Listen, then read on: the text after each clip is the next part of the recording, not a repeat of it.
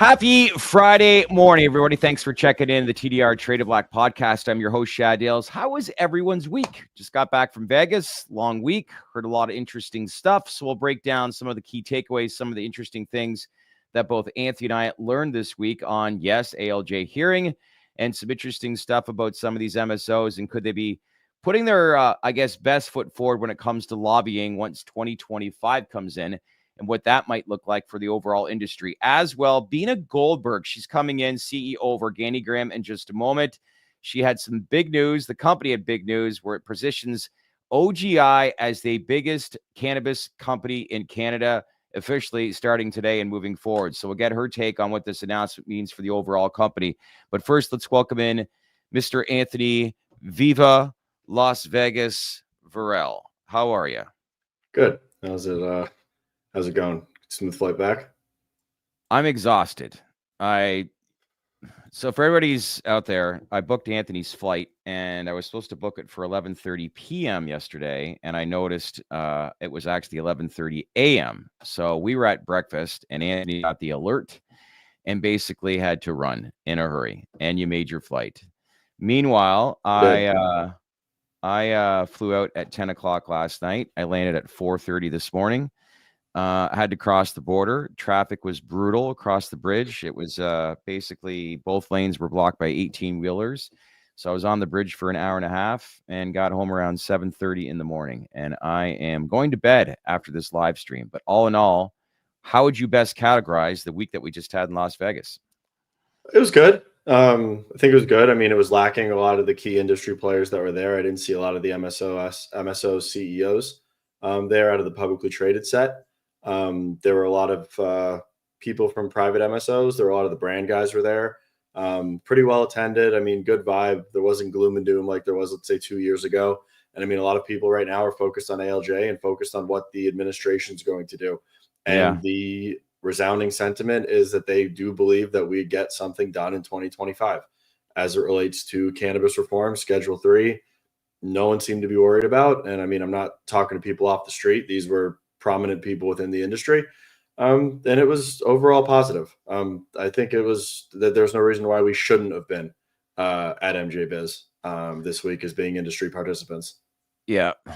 Private side's definitely doing very well from what we saw. But one other thing that we learned too is it sounds like there's some of the biggest companies in the industry where they're going to step up their game when it comes to some of the lobbying that's done in Washington. So that will be encouraging to see how that progresses come next year too. But all in all, I think an interesting week. But to your sentiment, you're right. There was a lot of positive optimism that indeed that rescheduling will indeed, not if, but when happen. But the whole procedure towards it all, it needs to be a lot more structured. I know there were some questions that brought up about some of the feedback regards Shane Pennington and Matt Zorn on Monday, and could this delay?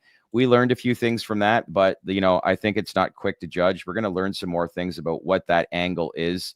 But hopefully in the next week or two, we're going to have Michael DeJulio from Village Farms on to talk further about that. But he enlightened me on a few things last night that made me realize that it's almost similar to the ALJ announcement that was announced in September, that making sure this is concrete, solidified, because we all know how corrupt the U.S. government, the DEA, could eventually be. And we want to make sure that obviously things are done the proper way. But I'm curious to learn as to why Village Farms was selected out of that group. And hopefully we can get some more information from Michael in the next week or two pertaining to that. But all in all, a good week, right? Yeah, solid. Solid. There were a lot of people, and this is anecdotal, and this is, I know I'm just going to say it. There were a lot of people that were talking about SAFE. The people that were talking about SAFE were not talking about the timing of it. They weren't very, I could say positive about it passing in lame duck. However, when you do look at the conversation that's going on, thanks to Mark Andreessen, Operation Choke Point, just individuals being debanked in general, Section 10 of the Safe Banking Act would kneecap Operation Choke Point instantly. Yes. That is something that, if brought into the right offices and conversations as it relates to what Elon, Vivek, Trump, what they want to accomplish as per, let's say, extinguishing the notion of being able to debank people. The legislation's already there. It's pretty easy. And Mike Johnson, if he wanted to, could put it into the CR. If that's going to get done, that's to be determined. But everybody that I was speaking to, even the ones that were bringing up that point as a very positive, let's say, catalyst to SAFE potentially getting done, still gave SAFE less than a 50% chance of actually happening. Yeah. It's not happening during lame duck, so we can just stop bringing that up, people. It's not happening lame duck from what I heard. But any news regarding new DEA, writes Emilio, other than the news that obviously Chronister basically withdrew his name this week? There was some news actually this morning. Was there? Anthony D'Esposito, that it was a congressman, I think, from New York, he's putting a bid in to be the DEA. So he's kind of, I guess, marketing himself. There's nothing that's come out from the Trump administration. I don't think his name has been floated at all. But there were articles, I think, on Politico and a couple other websites this morning. And the name is Anthony D'Esposito, potentially. But like I said, he's kind of self-promoting himself to potentially be in contention for the job. And is he out of Florida as well? New York. I just said New York. Oh, sorry. I missed that. Need some rest. Let's bring in Guap here on a Friday. Happy Friday, my friend. How are you? Good morning. I would also like to formally announce my candidacy for the head of the DEA as well. I would like to nominate myself. How do you go about doing that? Have you made the proper steps? All you do is Trump. Yeah. I am a bit upset that I won't be able to say Chad Chronister a lot more. Chad Chronister. Yeah, we hardly knew ye. Chad Chronister, R.I.P. He's got greatest newscast name. Now, the 6 o'clock news with Chad Chronister. Anyway, let's jump into the wire here on a Friday. First topic I want to bring up is this ALJ hearing schedule. It's set.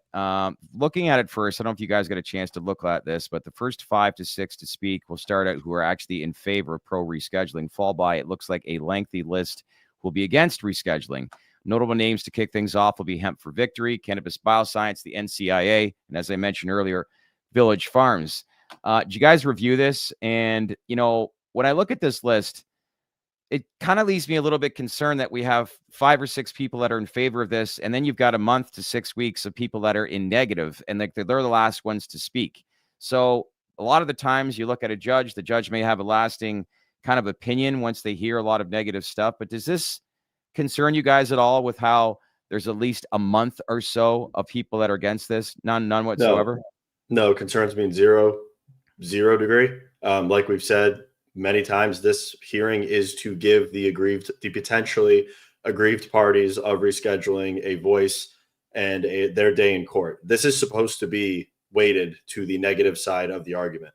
Like Judge Mulrooney said on 12-2, this is not the point of the ALJ is not to prove if weed is good, if weed is bad.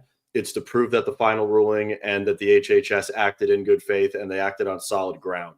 That is what is supposed. That is the reason why the ALJ is taking place. People that are going to go up there and say cannabis. And he also said that there is no room for opinion in my courtroom. This needs to be data driven, science backed, and it needs to be factual in the testimonies of these parties. So you're going to have to empirically prove the HHS wrong, fundamentally improve the HHS wrong. Then you're going to have to create a, legal precedent for why the OLC was wrong as well, or the Office of Legal Counsel, which he kind of laughed in the face of the gentleman from CADCO when he said that was going to be the basis of his argument. I'm not scared of the negative parties that are going to be at the ALJ, and I don't think the sentiment should be looked at as like, oh, it's skewing towards the negative. That is the point of the hearing. That's really not a talking point that I'm going to adopt. Well, early signs, as we said before, is this judge. We all got a good feeling from him. Guap, what'd you make of this? Yeah, Anthony's right. I'm really looking forward to this. It's notable that he put the government first, so that would insinuate I'm that. Glad.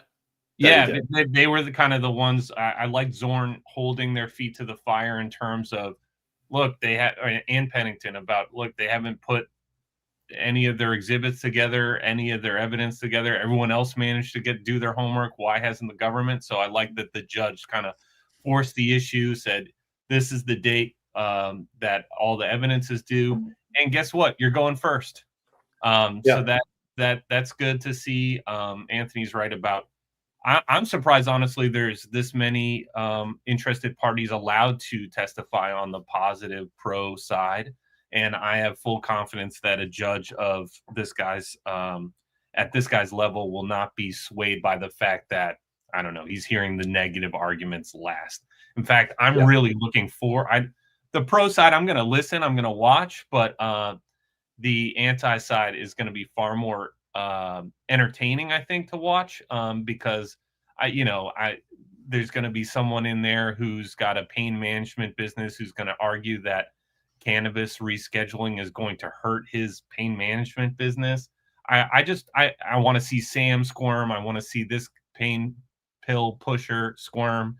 I'm very excited to see a judge hold these people accountable and or just press them on their argument. And don't look now, when they begin, there'll be a new administration in place and a new head of the DEA. Yeah. So everything that we think about and we bring up right now, I think has zero to no meaning, because we all know where this sits with the current DEA and how they didn't really put their fingerprints on this. I think the current administration and the head, Ann Milgram, as we've discussed before, doesn't want any part of this. And, the drug enforcement agency that, budget is somewhat funded by drug seizures and is responsible for a decade's war on drugs isn't all excited about it. I mean, I'm shocked. I'm so shocked. Right? Yeah, I mean, there's a couple for adults to be in the room. I mean, there's a couple points around it that I'm quite not grasping if you're looking at this logically. As far as the timeline goes, we start on 1/19. If everything goes to plan, which it never goes to plan, this is supposed to be done March 6th, from my understanding, with the schedule that they put out. The worry here, I think, is that the entrenched bureaucracy at the DEA, regardless of what the ALJ says, could potentially go against the hearing. However, if you're thinking about this logically, the DEA that you're saying could potentially go against the ALJ, even if he's positive, won't be there. Ann Milgram will not be the head of the DEA once the ALJ hands down his report, regardless whether it's positive or negative. Because as far as timing goes, let's say this gets wrapped 3/6 and it does happen. Let's give him a month and a half to get his report done. And that's me just throwing a number out, trying to be somewhat realistic. But that puts us March, April, that's mid-May. So let's say the report and everything is wrapped up in June. That means we probably have a final ruling anywhere 3 to 6 months. And I'm just spitballing these timelines. And something gets done September or October of 2025 from a final ruling standpoint. That's what we were saying 3 months ago. If that timeline holds up, that's realistic. And there's not going to be any semblance of, let's say, an adversarial DEA, assuming Trump puts somebody in that has the same stance as, let's say, a Chad Chronister, or someone that's even more amenable to cannabis, that has the same view as, let's say, a Matt Gaetz. And that's also not saying that his boss, Pam Bond, or whoever's boss, Pam Bondi, comes in and says, Donald wants this done. This is time to get it done. The work's been done. Sign the damn paperwork and get this thing rescheduled. Yeah. I hear you. I think we'll look back at some of these podcasts in a year from now and say, wow, was that content ever dated, knowing the new administration that's going to be in place? But JT writes, announcing a new DEA head would soothe some nerves. Yep, I hear you. I understand completely. JT also writes, Matt Gaetz for DEA head. We actually have a few contacts that we met out in Vegas. They're going to be actually at an event with Matt Gaetz the next couple of weeks. So hopefully we can get some dialogue as to, like, they get a chance to speak to him on what he's saying about the current landscape of cannabis and some of the things that he's out of politics right now. As of right now, he is, but he's got contacts. He's going to obviously know some of the stuff that's being discussed, but be curious to see what his next moves are. But most importantly, if he can provide some intel to some of our network pertaining to the cannabis space and how that can move forward. But I think the grand scheme of things, look, again, we want move, we want change. As we've said from time and time again, this is not going to be a major priority for this current administration, or they should say the new administration, for the first 100 days.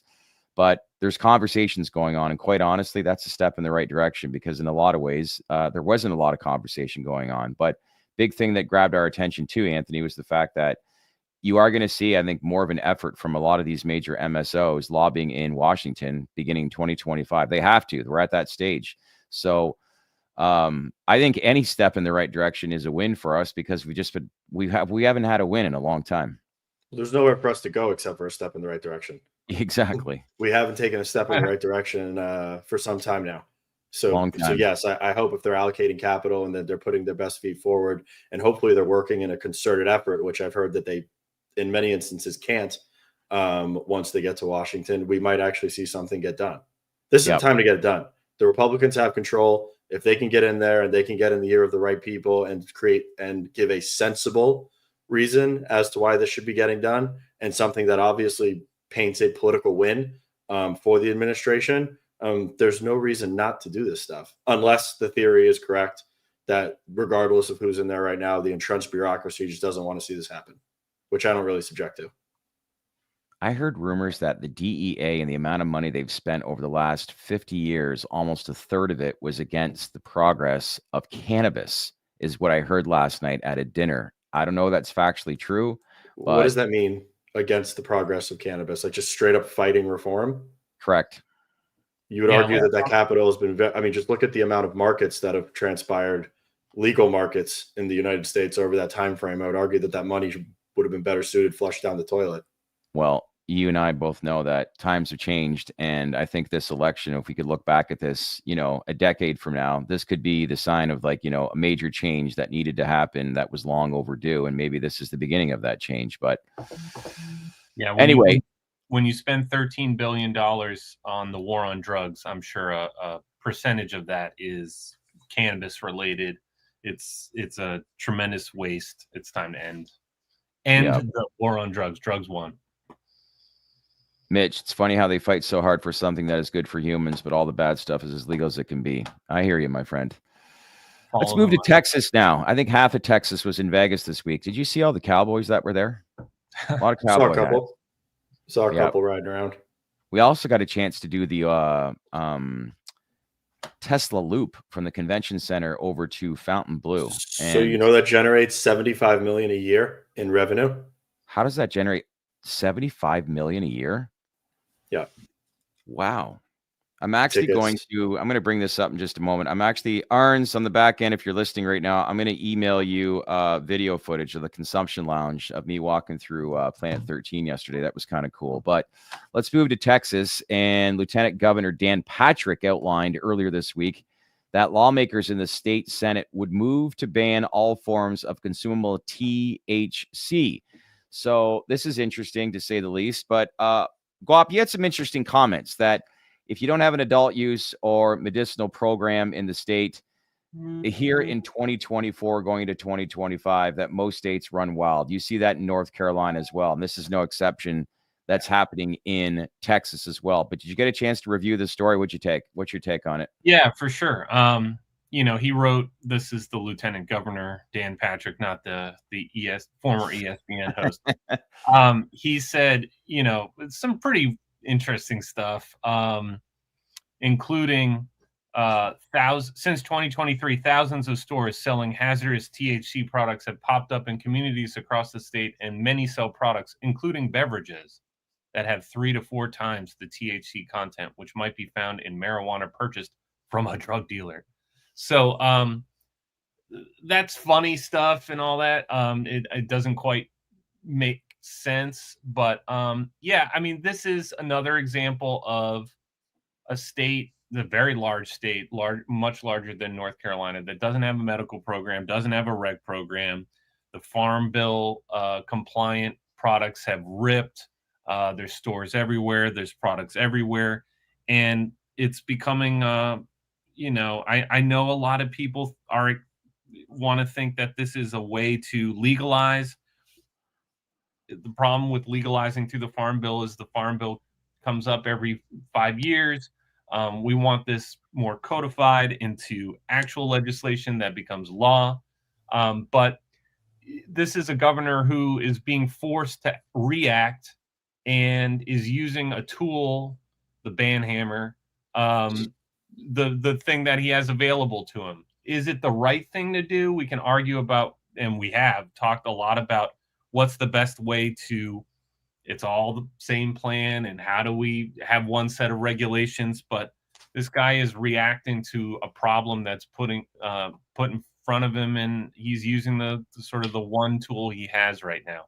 It's going to get a lot of backlash in terms of, I think we've seen some of these bans get put forth and then shot down. So we'll track the story, but it's yet another example of the same problem, and I still want to see the right solution come forth, but this is where we're at right now. Well, I think conversation and attention is always a good thing, right? Yeah. And I don't know if you got a chance to review the story at all, Anthony, but I'm sure that I did. I thoroughly read into it. I thoroughly read into it on the plane yesterday. I mean, it doesn't make sense. It's an outright ban. It's going to do a lot of damage to companies that are actually acting in good faith and putting cannabis in people's hands that actually need it in the state of Texas. There's a lot of very good companies in Texas that are selling tested, safe products that are not these Frankenstein synthetic cannabinoids that we see, that are the reason why they want to ban this stuff. There's companies like Hometown Hero that has a massive market share in Texas. They sell quality product. And like I said, they put safe, tested product in the hands of people who otherwise would not have access to cannabinoids in the state of Texas. I mean, I've changed my tune on this to a great degree. I don't think that they should blanket ban THC in the state of Texas. But at the same time, I'd be really interested to ask the lieutenant governor, why are you doing this now? How did it get to be thousands and thousands of dispensaries and it became a problem that has spiraled out of control? You should have put a lid on this months to years ago before this became a problem, regulated it in a safe and compliant manner, and you wouldn't have to put something that maybe won't even go back in the bottle as far as this goes, because Texas's hemp industry is sprawling. It is a very large so to blanket this, do you look at this as being like a sign of laziness or a lack of resources for the state? It's the only thing they can do at this point. I mean, I'm assuming, and I don't have any experience being on the ground in Texas, but if I had to guess, there are probably a lot of dispensaries that are selling HHC, THC 0. Of course, all the. This is my point. Like, why would you not crazy shit? Walk before you run, before, like you said, putting out a blanket statement and like just finding, because they don't care. They don't care until it becomes a giant problem that spiraled out of control. And unfortunately for Texas, it's become a giant problem that spiraled out of control. It's now a public safety issue, and when they're forced to be reactive versus proactive, the only thing they can do is say, all right, let's just outright ban it.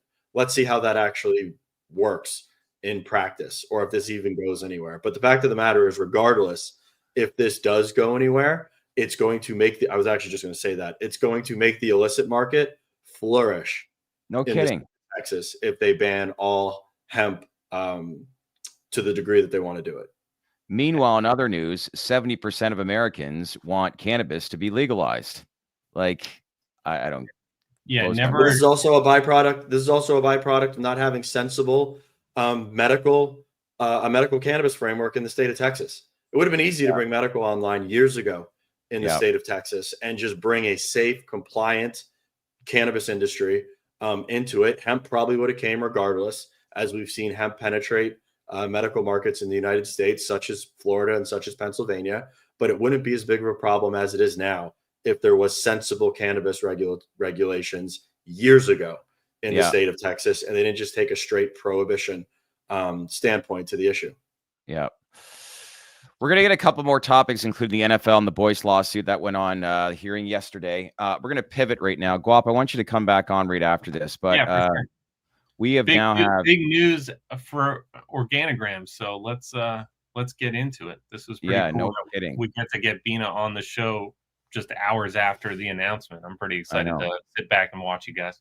All great. We'll check back in with you in about 20 minutes. But let's bring in the CEO of OGI, Beena Goldenberg, back to the podcast.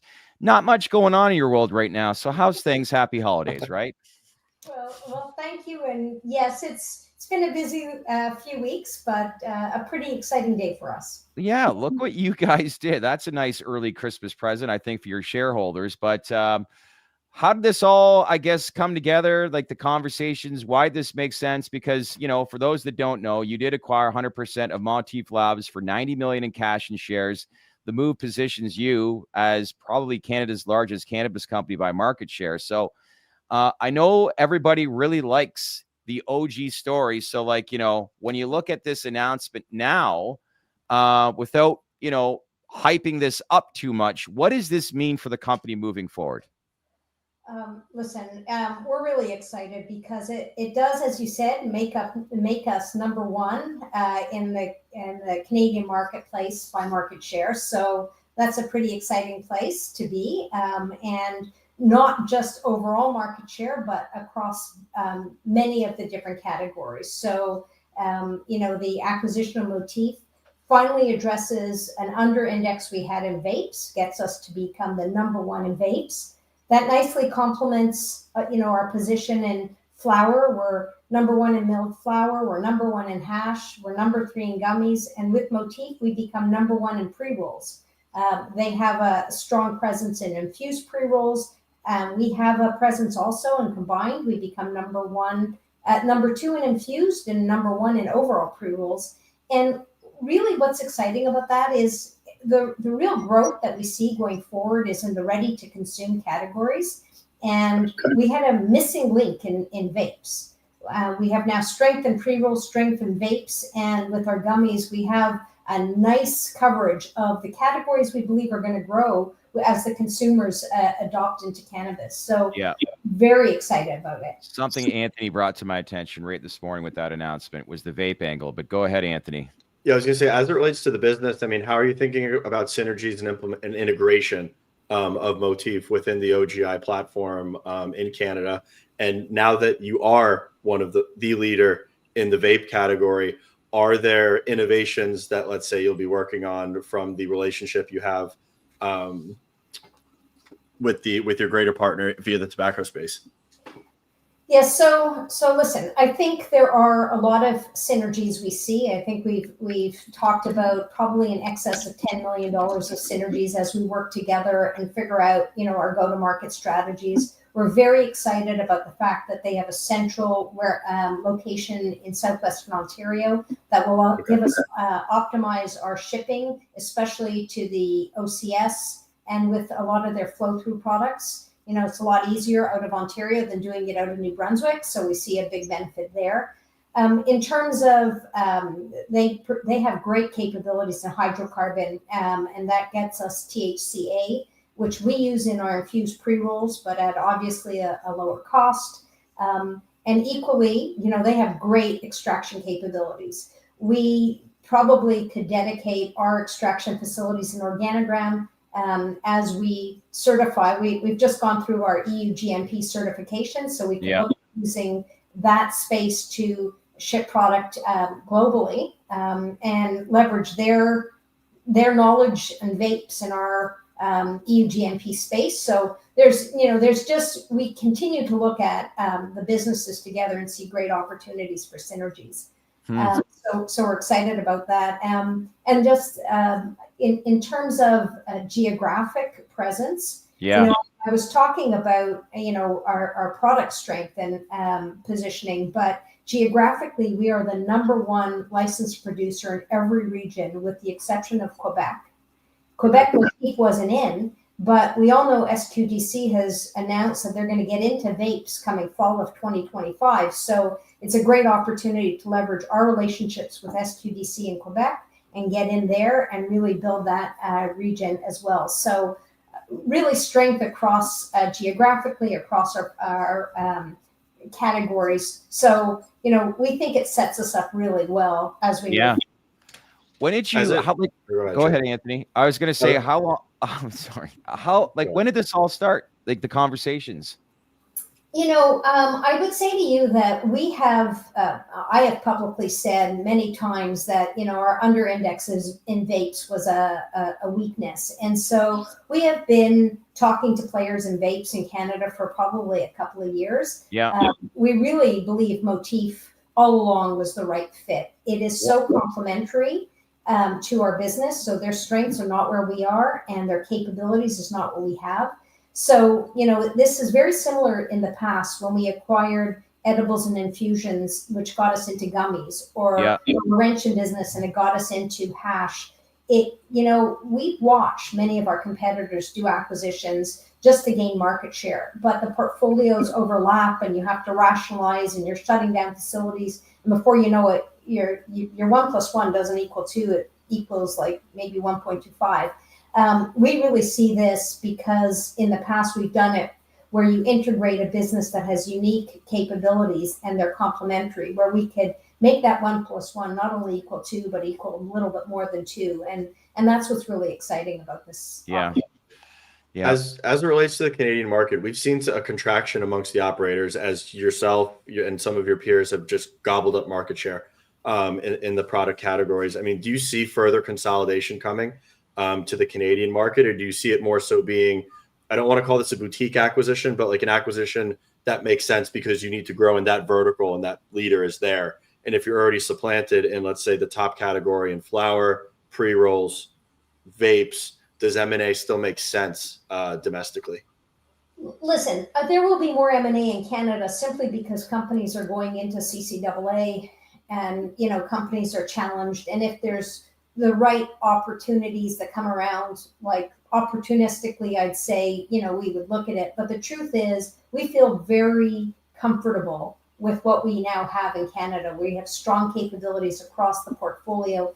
Our attention is going to start to be international. And, we Right. have the Jupiter Fund that was set up as part of the BAT investment in us last November, that we announced last November. And we'll be able to start looking at taking that investment into international markets, as we already did with the Sanity investment we did in Germany. So and we have a couple of smaller investments in the US between Phylos and Open Book Extracts. It is our goal now, as we've established our foundation, and look, we've got a lot of work to do on the integration. So I'm not making that, overstating that just yet. We've got work to do. Yeah. We have, there's benefits to be had in Canada as we integrate, but our focus is really going to be on going now internationally, leveraging our EU GMP to get out there internationally into other markets. And we aspire to be a global player in the cannabis space. So This is a good stepping stone for us. Yeah. Well, the market's responding. It's up 8% so far today. So based off of that, what would you say was, I guess, you've outlined just the increased market share and where this positions yourself. But when you had these conversations, what was the key financial highlight that contributed to the acquisition of this decision? Yeah. So Motif was a private company, so a lot of people don't know what their financials look like, but they've been a pretty fast growing licensed producer. I'd say they're the largest privately held licensed producers, and they've had 15 consecutive quarters of positive adjusted EBITDA. Their latest 12-month net revenue, I think as of September, was $86 million. So not small. And so, combined, if you use our last reported latest 12 months and their numbers, were over $235 million in net revenue. Really? So it's a sizable business with a lot of very complementary pieces of the business. And we still see synergies. So we're really excited. Well, there's our... Go ahead. Chad. No, go ahead. I was going to say, in terms of the acquisition being accretive, do you see the capabilities to actually expand that bottom line further through synergies between the two entities now? Yes, absolutely. So number one, there are certainly synergies that we're expecting, probably just over $10 million of synergies. And we've just scraped the surface. When we sit down and work together, I'm sure there will be other opportunities. But also, we've always said, got a public company, got all the public company costs, you got to spread those costs across more revenue. And this is just scale is going to help us on that front as well. Huh. So I'm just looking right now. Their facilities are, for those that don't know, this is probably 2 hours west of Toronto, London, Ontario, in a smaller town called Elmer, which has a huge police academy program actually in that town. But Can you talk to us more about the facilities that are in London and Elmer and what we should know? And have you gotten a chance to tour them? Obviously, you have. Yes, absolutely. So the Aylmer facility is where they do all their extraction. So that's their manufacturing hub. So they have hydrocarbon extraction, CO2 extraction, ethanol extraction. They do their vape filling. They do their infused pre-rolls there. So it's really their manufacturing facility. The London facility is a distribution hub.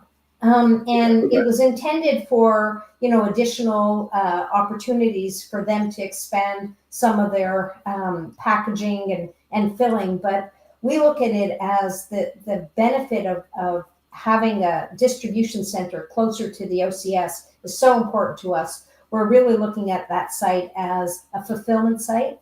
Yep. We are stronger than Motif was in terms of our customer service, our on time and full. We'll bring that knowledge of how to work that to them, and overall, like, it's a great opportunity to leverage that site. It's a fairly new site that they just acquired, so it hasn't been built out fully, and we look forward to really working with them to make it the right facility for both of us. Great. As far as your Canadian footprint goes, I know that we kind of established this shores up the footprint as far as, let's say, dominance in the respective categories as it relates to product.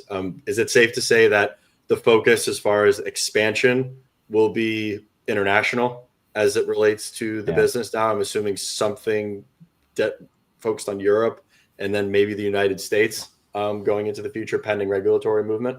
Yes, I'd say that's right. Look, I put one little caveat that there might be an opportunity to bolster, some other pieces of the business as we look across Canada, but most of our focus is going to be on international. And we'd love to expand more in the US. We continue to look at ways to do that meet the requirements for the TSX and Nasdaq as we expand into the US. And we'll look at Europe. I mean, we already did the investment with Sanity, and there's other opportunities, maybe Australia, maybe other European countries. But the opportunity to continue to take our knowledge of how to grow cannabis and how to make these products and take it into other markets is exciting. And let me get back to a comment you asked earlier, because I don't think I answered it sufficiently. You asked about British American tobacco, and obviously we have a product development collaboration in Moncton where we work on product research, and we have a large vape group there working on research. And what a great opportunity to leverage the strength of Motif's #1 brand, Box Hot, as I'm wearing today. Love the t-shirt. Brand and their vape presence, and they have their Debunk brand in vapes, and leverage the research and development work to come up with next generation offerings for consumers of tomorrow. Yeah. We're getting lots of great feedback right now. Lance Finlinson writes, OGI is probably the best overall company in cannabis right now. I will say, if you describe to a group of investors who Organigram was, let's say even yesterday, and what your strengths were, what's that message you said to them? And fast forward 24 hours now, how does that story change? And what are you going to be saying moving forward? Yes, it's an interesting question. I mean, yesterday I would have said we were the #2 player in Canada, and that we had strength in some of the categories, but I would always exclude vapes. And I think, and we have a business that is publicly traded, and that we have seen some better financial results, positive adjusted EBITDA more recently. But today I'm going to say, listen, it's way easier story to say we're the #1 player by market share. Yeah. And I don't have to do this exclusion on vapes, because now we're the #1 player in vapes. And combined, we will have strong, this is a financially accretive opportunity with synergies still coming. So I look forward to, over the next year, really showing what the two businesses together could really deliver. So really excited about Canada, but, we still have the Jupiter Fund. We're still looking forward to seeing what we could do globally. And we just have a stronger base off of which to work from. Yeah. This is great. Another one writes, my city can't keep Tropic Thunder on the shelves. So some interesting feedback that we've got here today. But look, there's a lot of it's a common correlation that we see when people are referring to the Shreds product. That's right. It's got a And hard you time know staying what? on the shelf. Listen, Shred is a great brand. You know, we're 200. Our latest 12 months, we have $258 million in retail sales. And what makes this acquisition really interesting is Motif is also a very strong brand with over $150 million in retail sales. So you've got I didn't realize those are the numbers. Like those are some really great numbers. brands, really, you know, beloved brands by our consumers. They really talk to our consumers, and we just think they fit so nicely together. Yeah. Pat Schwartz writes, we haven't heard much about OGI on this channel. Well, you are now, that's for sure. But listen, this is great. The sentiment right now amongst investors and just the community, and obviously the way the stock's performing so far this morning is that's very, very positive. But I'm sure this was a lot of hard work, but this is a big step in the right direction as the Canadian landscape starts to mature more and start to like understand where it is. But I think the biggest takeaway here too is just the international opportunity, right? Absolutely. That's the growth engine, right? I mean, you could look right now at the Canadian market, and the market is slow. The growth is slow. There's a bit of a stealing share, but the pie isn't growing that significantly. And it might, with regulation changes or with enforcement of the illicit market, there will be some more growth in Canada. So I don't want to say there isn't more opportunity here, but for now, the real opportunity, when you look at markets like Germany, that, since the decriminalization of marijuana back in April, it has grown substantially, and the market has so much upside. So you look at countries like Poland, countries like the UK, they're just starting out. So you think about what Canada was like back in, before when we were just medical, before it went recreational. And the European countries are going through that now. They're going medical first. They will eventually go to recreational, and we could follow that growth through it. So it's a slow, regulation changes take time, but it's happening. And you constantly see another country, another look at medical first, and it's quite an opportunity for us to expand. One thing I have to ask, and I know that I think I've asked you this question maybe every time we've spoke, excise tax. Anything that you're hearing, or are we getting any closer to, let's say, at least addressing it in 2025 as to the onerous nature that it has on the entire Canadian landscape right now? Yeah, no, listen, I'd love to say I've heard that new news on that. I haven't. I mean, there was a lot of noise going into the April budget from a lot of different areas that fed into the budget, and the fact that it wasn't addressed in the budget was quite disappointing. There was talk about whether we would see something in the fall economic statement, but I don't know if that's actually coming out. We're too busy with GST holidays, so I don't know if we're going to see something. It's this year, and look, we're starting to talk to the conservatives too about this industry right now. Hopefully, they are pro-business and will help this industry, right? It brings a lot of tax dollars in. So it's been disappointing that the Liberals who brought it in haven't really addressed it. And it is quite a challenge for the industry itself. It is. But I think there's a lot of noise out there that it needs to be addressed. So we'll keep pushing. We have people advocating for it. We have an industry that advocates for that change. And, it needs to happen. No different than the U.S. guys are advocating for the 280E, right? We have the same challenges here. Do you know Dale Malley from Alberta? Do you know who he is? No. Anyways, government official that's got a big backing of cannabis. We're trying to get him on to get some more education on what Anthony just outlined. But we'll keep you posted on what we learn based off of that. But one last thing I wanted to actually ask you is that, yes, we do hear a lot of great things about the German market. Is there an example that you can provide us that gets you excited on this recent acquisition and that pertains to the German market that comes to mind?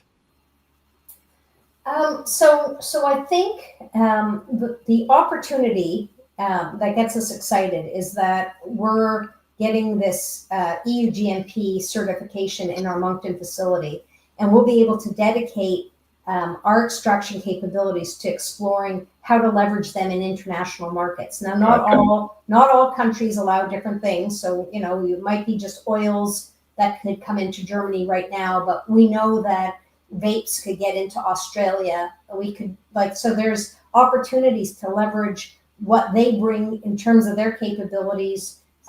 They could take over some of our vape business in Canada, take that into their facilities, so we could dedicate our facilities for expanding internationally.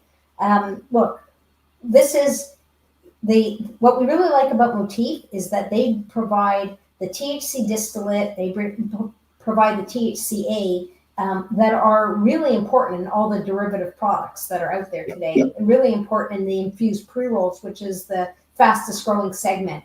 And they are a low-cost supplier of them. So leveraging that allows us to compete, allows us to get improve our margins, allows us to look at it operationally, look at other countries and see how we can bring that forward. So, there's a lot of great things about what Motif does for us, and then it gives us the platform off of which to look more globally.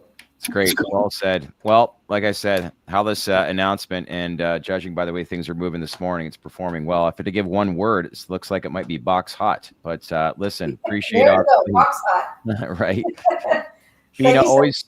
Yeah, let's have more of these conversations. But tell the whole company wish them a happy holiday season and a great announcement. And this is a great story to say the least. But was not aware of some of the numbers that Motif was building. But it looks like a great acquisition and onwards and upwards in 2025, right? Thank you so much. Wishing you both great holiday season as well. Yeah, thanks, Beena. Thank you, Beena. Appreciate your time. All right, bye-bye. Bye. It's a great conversation. Yeah, it's a great acquisition. I mean, I didn't realize acquire a category. It's much easier than building one out. Those are some big numbers. Yeah. Big numbers. Yeah. Keep in mind, she said retail sales. So that's not the actual sales that Motif and Organigram are capturing. Yeah. That's the retail sales. I think Motif's top line number as per the press release was somewhere in the, it was somewhere between 80 and 90 million. Yeah. Emily Paxi is texting me at the moment. Hi, Emily, if you're watching, by the way. Yes, we're going to have Josh on Monday for sure. Lots to dive into and talk and share about that. But that will be an interesting interview. You guys, I didn't get a chance to wrap my head around. I was running around everywhere in Vegas anymore. But is there anything, because I know you guys got a chance to review some of the information, but you want to get everybody caught up to speed so far on what we might have missed yesterday? Yeah, I think we're really excited, and thanks for teasing it, to have an actual lawyer from the law firm that's representing the case on Monday. So I'm not a constitutional lawyer. Neither is Anthony. Neither are these people on Twitter, to be quite honest. And so, I think as a non-lawyer, I sat and I listened to the entire proceedings. I listened to all the what was your takeaway before it as well. I think people need to realize that these judges are this is an appeals court. A lot of people had their lawyer there making an appeal. The judges were extremely pointed with their questions. Very aggressive at interrupting them. And they were no different with David Boies. It's not like they were starstruck, right? Right. It's not going to be like, oh, hey, David Boies, good to see you. You're an awesome constitutional lawyer legend. You want to go to the Supreme Court? Yeah, whatever decision you want, we'll do it. It was always going to be like this. So I think, I haven't spent many days in court. I think a lot of people on Twitter's initial reaction at sort of what does court sound like and feel like might have been clouding some of their non-lawyer judgment. So I'm willing to sit back and wait for a lawyer that's part of Boies' law firm tell us on Monday directly what their strategy is. It was confusing the first time when the case was dismissed at a lower level. And they said, that's what we wanted because we want to appeal to a higher court. So if that decision to dismiss is upheld, my non-lawyer interpretation is they can appeal to a higher court so that a Supreme Court judge, including Clarence Thomas, could actually overturn precedent. Again, I'm not a lawyer, but that's my layman's understanding is sort of, as Anthony said before, sort of fail upwards. Well, like I said, yeah, John Schiller will be joining us on the live stream on Monday at 4:00. So that'll be an interesting conversation. So bring your questions if you want to ask, because we're going to have, obviously the attorney that's involved in this, no better person to speak to than him. So that'll happen at 4:00 on Monday. So lots of good stuff as we gear up, getting closer. Usually this time of year it gets a little bit quieter and we do these top 10 developments for the week or I should say top 10 stories for the year in 2024. But with the way this industry is going right now and so much stuff moving, it's very, very busy as we head into the middle part of the month. But here we are, Friday, December 6th. Where does time go? Going to wrap things up here today. It involves the NFL. I want to touch on this, where the league and its players union, further advanced, reform in marijuana policies. They significantly reduced the fines for positive tests while increasing the allowable THC threshold for the players. Well, the league and the players union came to an actual agreement. We've talked about how they've lessened their stance more and more on this, Anthony.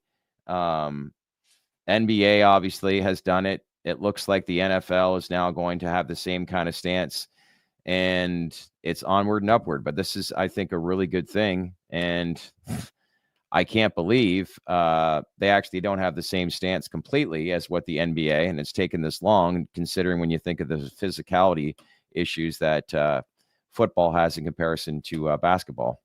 It's great. It's long overdue. There's a lot of NFL players that live and work in states with medical cannabis programs, and they're not allowed to access that due to the nature of their occupation. The NFL essentially has said, like, yeah, we're still testing for it, but the standards that we're putting forth, you essentially can consume cannabis and play in the NFL, which is good. It seems like a very good compromise. Obviously, we'd like to see them just say, guys, we're not testing for it anymore. They've got apparently some lines that they need to adhere to. Not going to argue when they are loosening them up to the point where it's pretty much you're no longer getting a game suspension. I think even if you're a 4-time offender. Ricky Williams' career was derailed, for God's sakes, for him needing to use cannabis for a therapeutic for therapeutic use. I mean, they owe the man an apology, amongst other things, with what's going on. But it's good to see the times catching up. We've come a long way. We still have a long ways to go. When I'm listening to you, and one of the things that got brought up to me, or I should say comes to mind, is that Netflix documentary that I watched last month. It's the 3-part series, the Boston Red Sox coming back from the sweep against the Yankees. And after being down 3-0, what was the guy's name? Cowboy Up, was it Kevin Millar? Kevin Millar, he was a Florida Marlin. That was the greatest. As a rabid Red Sox fan, I watched every inning of that comeback. So go on. We could have a whole They were show doing shots before game 4, 5, 6, and 7. And after every single game, the Yankees were getting tighter and tighter, and I'm just like, they were loose. They're drinking alcohol. Like, Marshawn Lynch admitted on camera that he used to take a shot of Hennessy before every game. So is this where we're going? We're going to have a cannabis beverage, an edible, maybe even a joint, and just spread it around the room. No, I'm kidding. But, I mean, I've never played disc golf sober. So, there is some, I don't know. It's an interesting thing to think of cannabis. Is it performance enhancing? But that's a different topic. It's definitely helpful for recovery. And I think that's what the NFL is acknowledging here, is that athletes, I mean, especially if you're playing football, you are subjecting yourself to a tremendous amount of abuse. It's like getting hit by cars, for God's sakes. And so you're all adults. If you want to use cannabis to recover on off season or off days, go for it. They probably know when the tests are. They raised their amount from 150 nanograms per milliliter to 350. Okay. I tried to figure out, based on body chemistry and all that, like how much cannabis would a 240-pound person have. I couldn't quite figure it out in terms of before the show, but it's raising the threshold quite a bit. and to the point where I don't think you could take the test, smoking through the test, but it's going to allow people maybe not to have to stop 30 days before the test. Maybe it's more like you got to stop like 3-4 days before the test to get under that sort of threshold. Again, it's just not a big deal anymore. The only person who thinks it's a big deal anymore is Ken Paxton. I'm convinced. Well, looks like you brought up something that a lot of people resonate to. Everybody loves disc golf. Seth Jacobs writes that. Not Hodge Anthony. says, Anthony makes fun. I mean, look, it's a you great. imagine him just. I'm gonna piss tailed Anthony. off I'm gonna trigger Anthony here. It's a great sport. I love It's not a sport. how good of a sport it is. You ever played it, Anthony? It should be in the No. Olympics. The breakdancing's in the disc golf will be next. Why am I going to play disc golf when I play the real thing? There you go. Don't knock I'm a it purist. knock it till you tried it. I find golf to be something I haven't played a whole lot, but I find it extremely frustrating and costly. Whereas the cannabis and disc golf go together hand in hand. I can't tell you how many times I've been on a disc golf course and just been, I sort of like, I'm playing quickly, so I come up on another group and they're just, hand me a joint. It's happened a few times. Seth Jacobs, they play pickleball much better with an edible. Seth, did you see that little karate chop to the head where there was that brawl in that pickleball match a couple weeks ago? Did you guys get a chance to see that? Another sport, pickleball. Play tennis. I love pickleball. It's a guy great goes sport. to net as they shake hands after the game and goes, "Let's go!" Like yells in the guy's ear and slaps his paddle out. So he goes to reach it up and pick it up, and the paddle that was slapped out of the guy's hand, kicks him right in the jaw and knocks him out. And I'm just like, it's the most that was crazy. The guy fucking roundhoused him over the net. That's insane, though. That guy could have killed the other guy. That was nuts. Peter Griffin. It would never happen in disc golf. Peter Griffin had some good roundhouse on the show. Listen, before we go, I just want to bring it up. Arns, I don't know if you have it ready to go, but I wanted to show just some people real quick. Larry Scheffler was showing me some stuff yesterday inside the consumption lounge at Planet 13. I think some people would find it interesting, but you want to bring that video up, Arns, if you got it ready to. All right. Welcome to the Planet 13 dispensary. We'll dial the magic number 420. And then the secret door will open. That's awesome.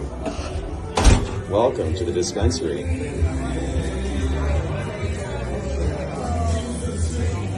This is amazing. Yeah. The middle one is going to become the Tyson room. We're working on the wallpaper of all his fights and his memorabilia. Since he lives in town, he loves to come here. And we also rent it out as the Tyson room. One will probably could be another group that we have. Khalifa Kush, they're talking about maybe making this room because we deal with so much of his stuff also. Yeah. So it's impressive.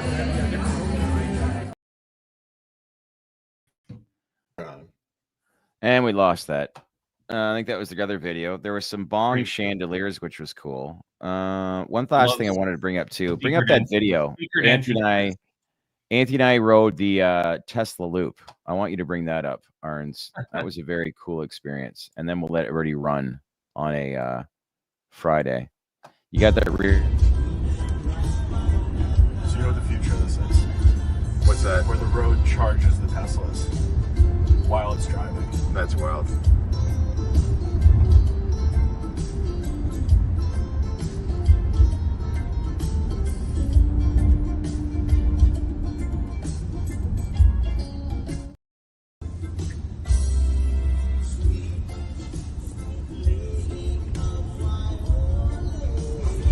Jesus. This is when you know you got power, huh?